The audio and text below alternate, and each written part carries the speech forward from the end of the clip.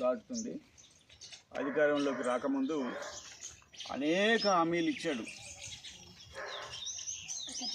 Ration cards ఇస్తానన్నాడు, 5 లక్షల రూపాయల ఇందిరమ్మ ఇల్లు ఇస్తానన్నాడు, పోడు భూములకు పట్టాలు ఇస్తానన్నాడు. ఇట్లా చెప్పుకుంటూ పోతే అనే యొక్క పరిస్థితి చాలా దైనందిన పరిస్థితులలో ఉన్నటువంటి స్థితి ఉన్నది. భూముల కోసం ధరణి రద్దు చేసి భూమాతను తీసుకొస్తానని చెప్పిండు. దాన్ని ఇంతవరకు అమలు చేసినటువంటి పాపాన పోలేదు. అదేవిధంగా రైతులకు 2 లక్షల రూపాయల రుణమాఫీ చేస్తా కాంగ్రెస్ గవర్నమెంట్ రాగానే ఇదంతా 100 రోజులలో కంప్లీట్ చేస్తామని చెప్పాడు.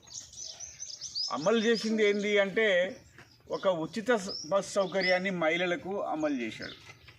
దాన్ని ఒక్కటి బాగా ప్రచారం చేసుకొని కాంగ్రెస్ గవర్నమెంటు రైతు ప్రభుత్వం ప్రజాప్రభుత్వం అని చెప్పి ప్రగల్భాలు పలుకుతున్నటువంటి పరిస్థితి ఇవాళ మనకు దాపురించింది. అందుకోసం ఏ ఒక్క హామీ కూడా పూర్తిగా అమలు చేయనటువంటి పరిస్థితి కాంగ్రెస్ ప్రభుత్వం అధికారంలో ఉండి ఇవన్నీ చేస్తున్నది. ఇప్పటికే అన్ని యొక్క ప్రజల యొక్క దైనందిన సమస్యలను అట్లే మూలుగుతున్నాయి. పోడు భూములకు పట్టాలు ఇవ్వడం లేదు, ఇంతవరకు ఇవ్వలేదు. అదేవిధంగా ఇట్లా చూసుకుంటూ పోతే ఒక బస్ ఛార్జీలే కాదు, ఇప్పుడు రైతాంగం పండించినటువంటి పంటలకు గిట్టుబాటు ధర లేదు. మిర్చికి 25,000 పలికినటువంటి మిర్చి ఇలా 10 నుండి 14,000 రూపాయల వరకే మిర్చి ధర పలుకుతుంది. అది గిట్టుబాటు కావట్లేదు. వరికి సన్నధాన్యానికి బోనస్ ఇస్తానని చెప్పి ప్రకటించి అది కూడా ఇంతవరకు అమలు చేయలే. అంటే రైతు పండించినటువంటి అనేక పంటలకు, అన్ని పంటలకు బోనస్ ఇవ్వాలి తప్ప ఒక సన్నధాన్యానికే నేను బోనస్ ఇస్తా అని చెప్పడం అనేది విడ్డూరంగా ఉంది. గిట్టుబాటు ధర లేదు. ఆ గిట్టుబాటు ధర అమలు చేస్తా అని చెప్పి హామీ ఇచ్చినటువంటి పరిస్థితి ఉన్నది. అది కూడా రైతాంగానికి హేతుబద్ధంగా, అంటే స్వామినాథన్ సిఫార్సులు చేసిన విధంగా ఇలా గిట్టుబాటు ధర కల్పించేటువంటి స్థితి లేకుండా పోయింది. ఆ పార్టీడు ఈ పార్టీని తిట్టడం, టీఆర్ఎస్ బీఆర్ఎస్ని కాంగ్రెస్ వాడు తిట్టడం, కాంగ్రెస్ వాడు బీఆర్ఎస్ని తిట్టడం, వీళ్ళిద్దరిని కలిసి బీజేపీని తిట్టడం, బీజేపీ కలిపి ఈ పార్టీలను తిట్టడం, ఇదే మనకు పెద్ద డ్రామా చూపిస్తున్నారు. అసెంబ్లీలో కానీ, కేంద్రంలో కానీ, ఇంకా సామాజికంగా తెలంగాణ ప్రాంతంలో అంతా కూడా వీడిని వాడు తిట్టుకొని ఇట్లా టీవీలలో మనకు ఒక ఎంటర్టైన్మెంట్ చూపిస్తున్నటువంటి పరిస్థితి ఉన్నది. అందుకోసం ప్రజల యొక్క దైనందిన సమస్యలు పరిష్కారం కావాలంటే పోరాటాలే శరణ్యం. ఏదైనా వేడి చేయాలి. వేడి చేస్తేనే వానికి కాకబుట్టి మన సమస్యలు పరిష్కారం చేస్తాడు. ఇలా గ్రామ పంచాయతీ ఎన్నికలు వస్తున్నాయి కాబట్టి ఇంకా రకరకాల వాగ్దానాలు కూడా చేయొచ్చు. ఇంకా ఎన్నో వాగ్దానాలు చేస్తాడు. గతంలో బీఆర్ఎస్ గవర్నమెంట్ ఇచ్చినటువంటి ఇండ్ల పట్టాల సమస్య అట్టనే మూలుగుతుంది. ఇండ్లకు పట్టా పంపిణీలు చేశారు.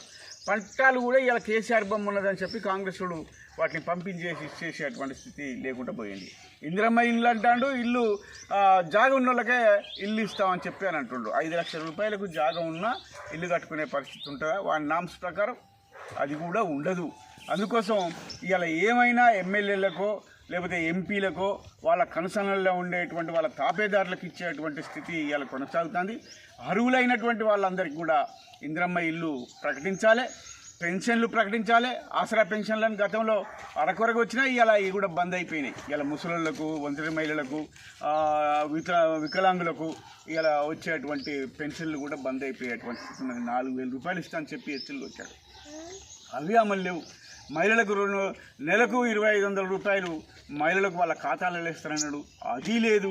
కూలీలకు 12,500 రూపాయలు సంవత్సరానికి ఒకసారి ఇస్తా అని చెప్పిండు, అది లేదు. ఇవన్నీ కూడా బుట్టదాఖలైనటువంటి పరిస్థితి కాంగ్రెస్ గవర్నమెంట్ తీసుకొచ్చింది. ఆకు కందని పోకకు వందని బడ్జెట్కి కూడా మించి అంచనాలు మించి వాగ్దానాలు చేశారు. అవన్నీ కూడా ఏది అమల్లోకి రానటువంటి పరిస్థితి అలా రాష్ట్రంలో దాపురించింది. అందుకోసం వాటి అమలు చేయాలని చెప్పి డిమాండ్ చేస్తూ చలో హైదరాబాద్ కార్యక్రమాన్ని సిపిఐఎంఎల్ న్యూ డెమోక్రసీ పార్టీ మన పార్టీ హైదరాబాద్లో పిలుపునిచ్చింది. 20వ తారీఖు నాడు వేలాది మందితోటి మనం పెద్ద ప్రదర్శన మరియు మహాధర్నా నిర్వహించబోతున్నాం.